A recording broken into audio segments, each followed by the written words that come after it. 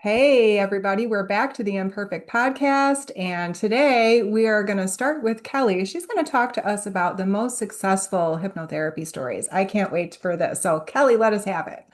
All right, let me first just start and let me just say I have notes here so I can stay on topic here. But generally, over the past 15 years that I've been practicing, I've taken an educational approach to hypnotherapy because generally I've learned that people don't understand what we do. So to educate them is the best way to help them to understand the value of what we do, how it works, why it works, and that it's a viable healing modality for them. Otherwise, they just don't know, right? So um, I understand that having practiced this way, I've had a lot of clients come to me and stay with me for years as a result. Okay. And so if I were to say some of my most successful sessions have been from those who have really gone on a journey of transformation, it's not necessarily the stop smoking, the losing the weight. All that is good. And yes, I do that. But really, women who come into my practice in tears, especially about relationships, not knowing what to do, just reduced to tears. And then we work together and then they come out with clarity. They have stepped into their self and their power and they know exactly what they're going to do. I've helped so many marriages with this healing modality. Now, some of those healing marriages include divorce. Sometimes that's the best thing you can do for a marriage. And that offers freedom and a new start for women and men.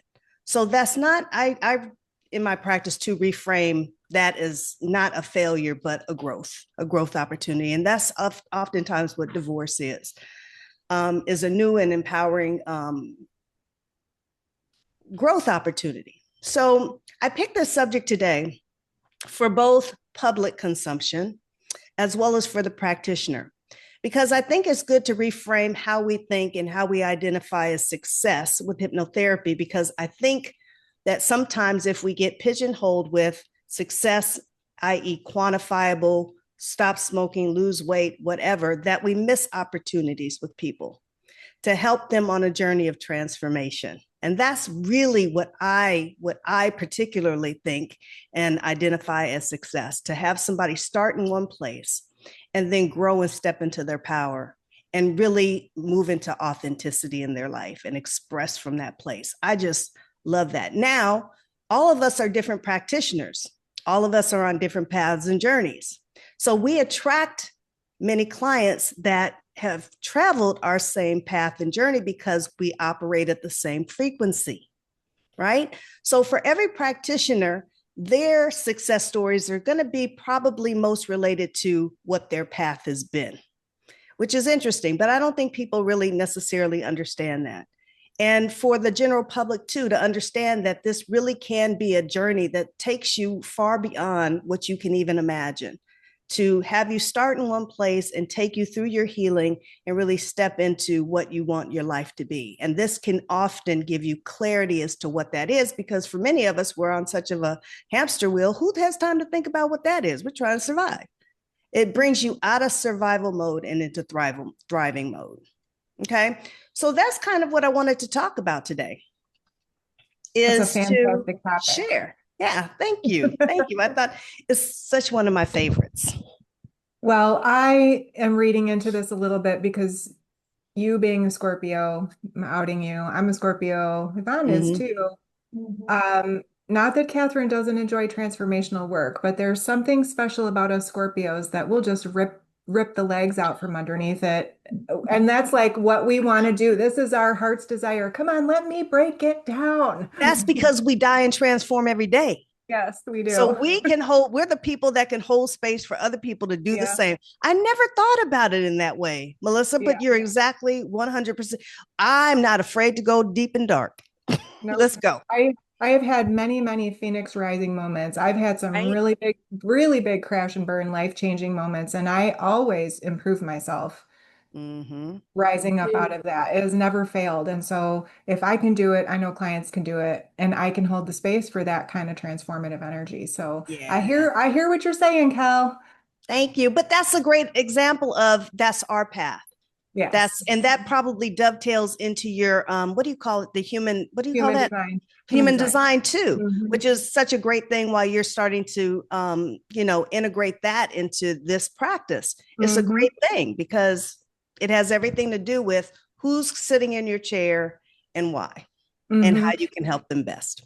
I'm super curious, Catherine, how does Virgo do a massive transformation like that? We just knock the legs out from under it. How do you do it? We do it with a lot of detail, a lot of desire to be helpful. But I will say that for the last 2.5 years, got a couple months to go, my progressed moon has been in Scorpio. Oh. Oh. And how are you responding differently with that Scorpio Oh energy? my goodness, I've been digging deep. Mm-hmm. Yeah. Mm-hmm. Revising, revamping, reworking, yeah, changing how I work with clients big time. Some people don't know what that is, Catherine. Explain what that is. What is? Progress moon. Oh, the Mm-hmm. progressed moon. Every 2.5 years, approximately, the natal moon sign, which is the moon sign we're born with, changes and it progresses to the next sign. So let's say my natal moon is in Sag, then it's going to progress into Capricorn, and from there it's going to go to Aquarius and Pisces, and it's going to visit all the zodiac signs over a period of years, and then when it changes for me, it will come back to my natal moon. I'll have progressed moon and natal moon in Sagittarius. So it's this Mm-hmm. constant movement, whereas the natal sun takes 30 years to change sign. All That's pretty right. cool. Progress moon info is cool. Yeah. Do you have anything to add to the conversation, Yvonne, as a fellow Scorpio? Catherine's outnumbered. She is. I She I can have handle it. She yeah, holds her own. exactly. Yeah, I have to say deep, dark, doesn't matter. Like I just want to rip the Band-Aid off, get in there. Let's get dirty and get it done. Yeah. Do you Yeah. guys, I literally say this to people. There isn't anything you could say to me that would, I have not heard, and I'm not going to flinch. Right. No Mhm. judgments. Let's It's not go. going to Yeah. happen. Let's Right. go. I always refer to it as looking the devil in the eye. Mm-hmm. Mhm.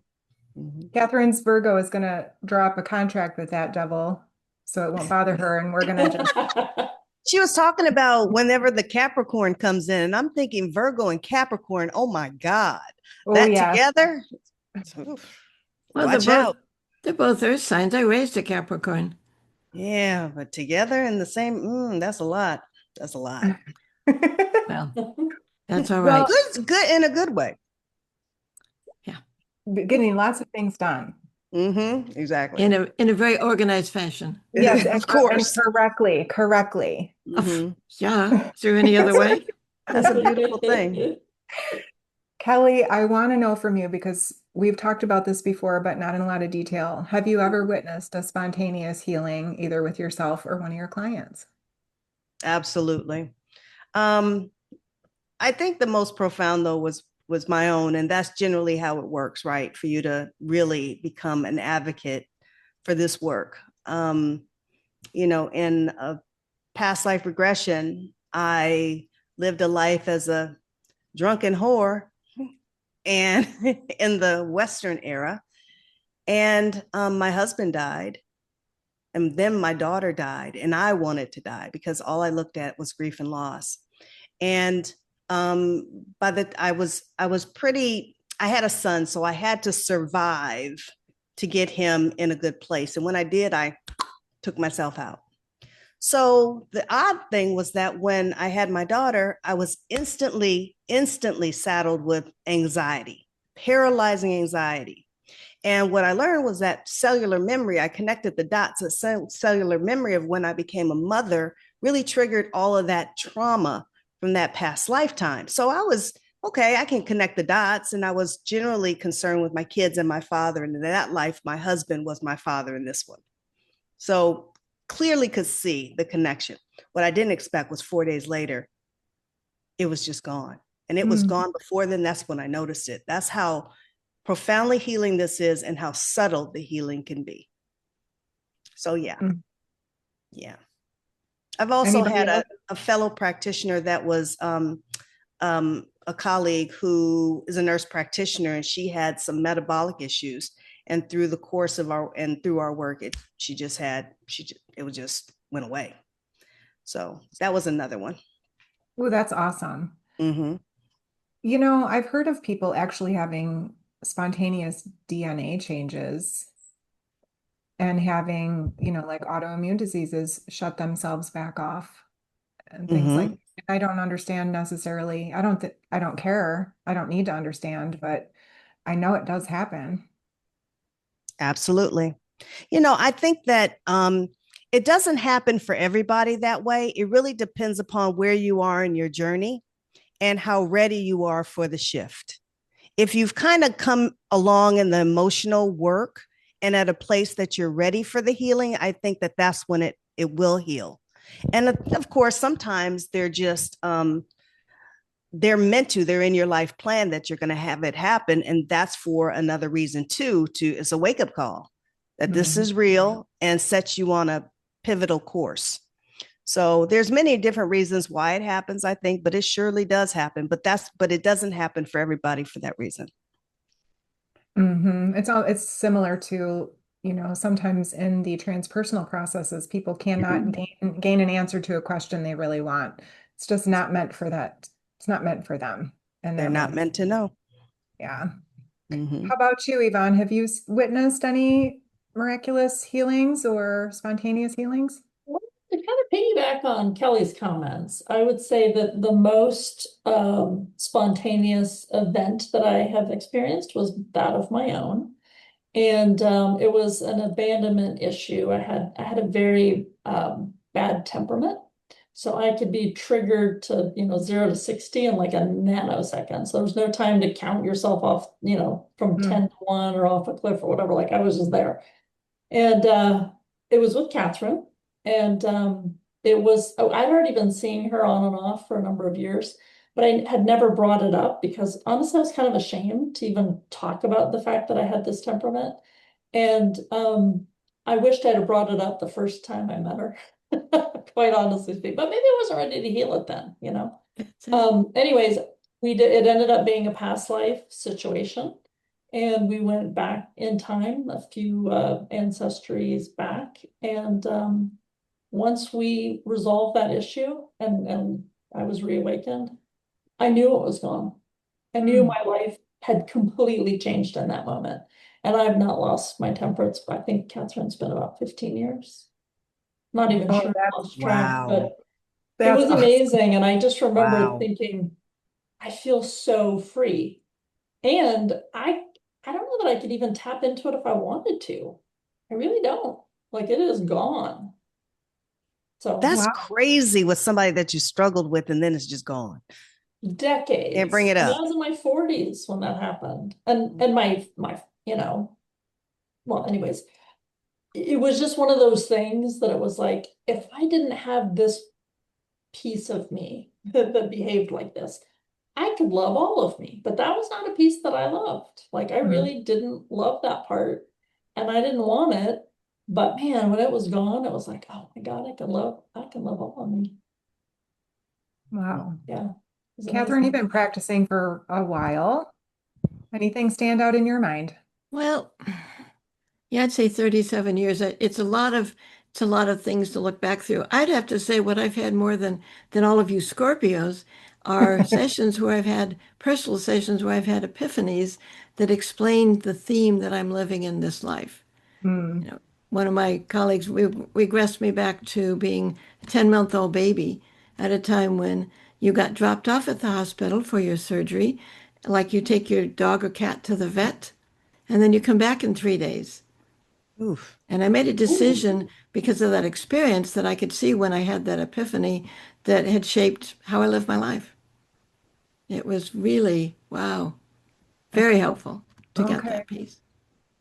Love that. So it can happen in all different ways. Yeah. Hmm. We just never know. Yeah. Yeah. Can I share one other one that Hmm. just came to mind?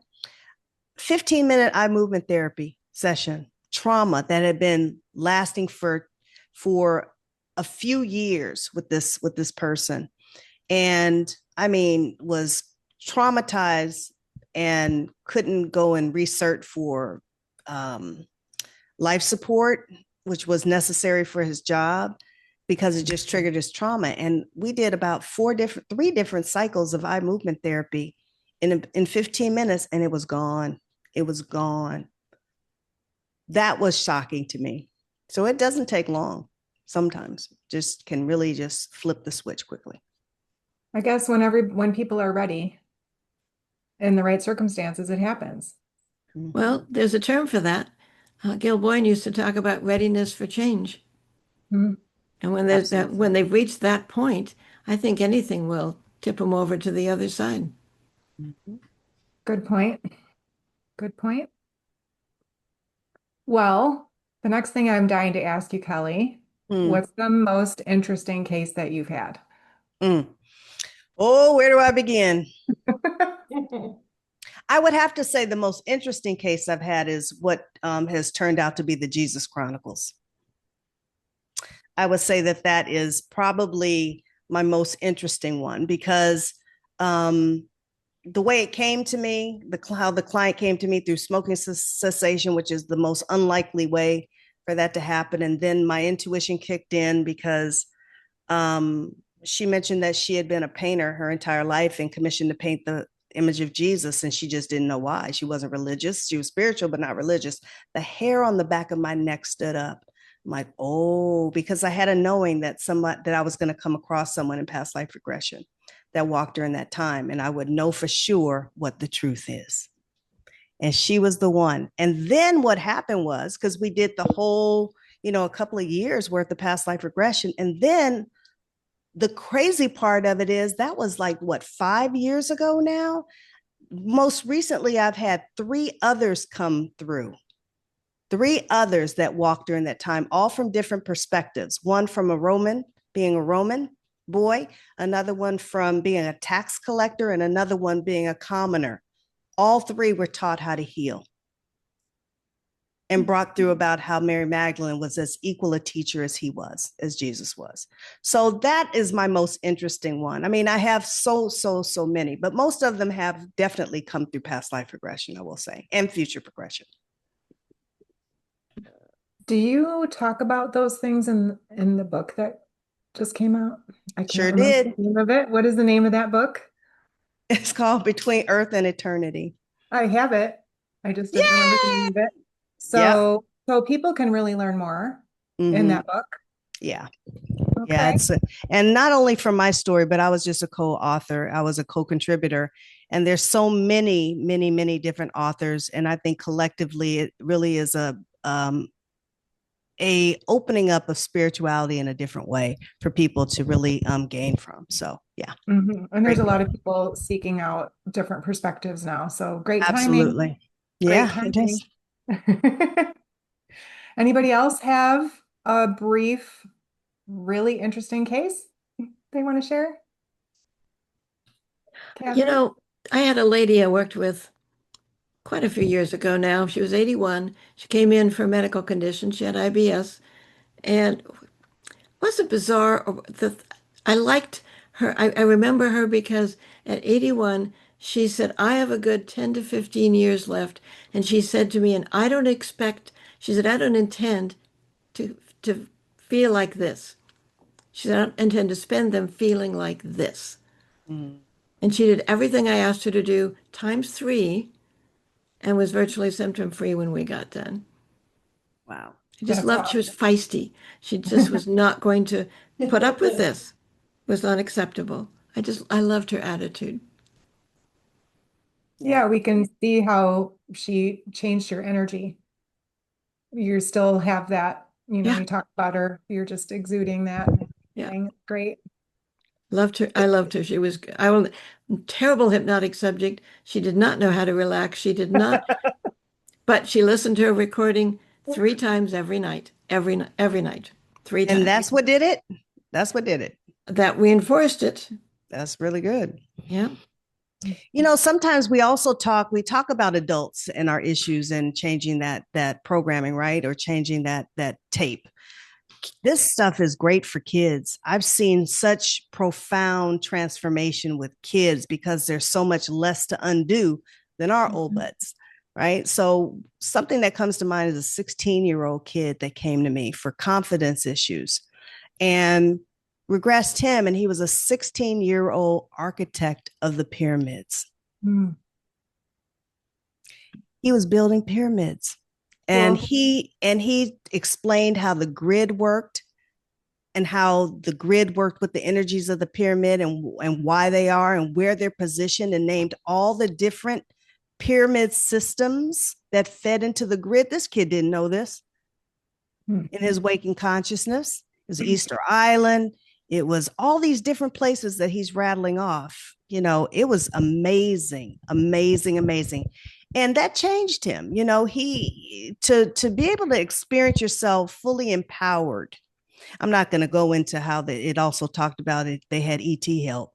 We won't talk about that because that save that goes for into a another whole day. different range. Yeah.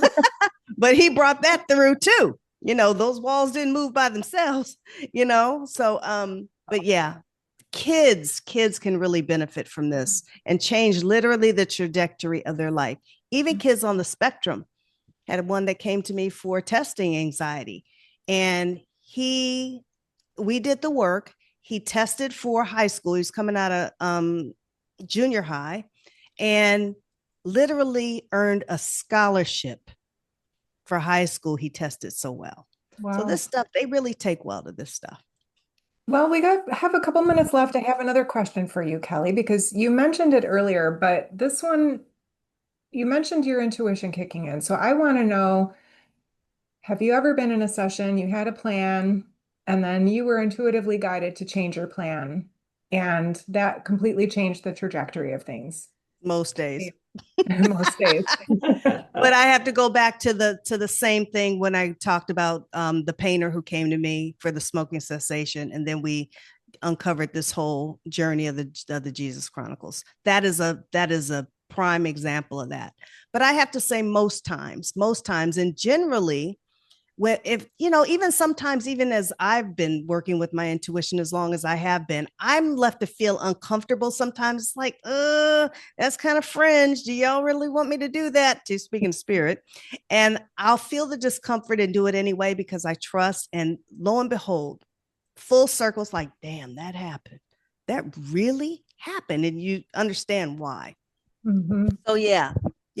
And specifically, when I was doing my Irreverent Messenger retail line, I was trying to do my logo, and I was turfing it out to Fiverr and some other things, right? And I was sitting with the hypnotherapy client, and all of a sudden I hear in my ear, ask her to draw your logo, because I couldn't get it translated from my mind to paper.